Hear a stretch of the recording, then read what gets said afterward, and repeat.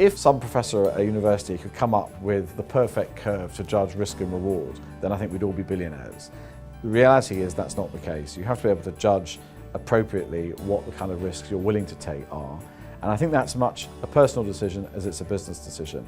Risk is what makes people successful in business. It's the calculation of it. When's the right time and how much? That is the difference between people who are successful and people who can't run their own businesses and maintain it.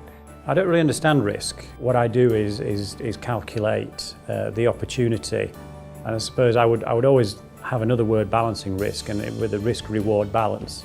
So risk is just a stupid thing to take if the reward doesn't measure the risk. I think there's risk in everything. It's just the degree of risk.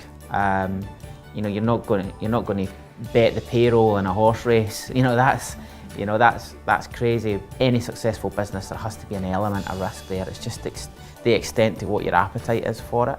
A lot of people would say that starting the business in the first place is a huge risk. If you're a slightly risk-averse person, you're going to take longer to calculate.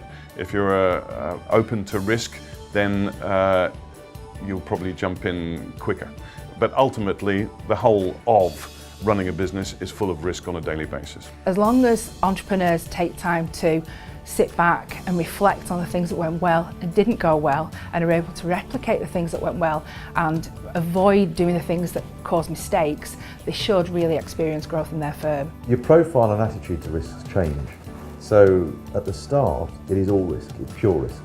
And as you build the business, you go from all risk and no certainty to a greater degree of certainty and less risk. It's fundamental, and it's fundamental to everything in finance. Risk and reward underpins everything in a business, but it's got to be calculated.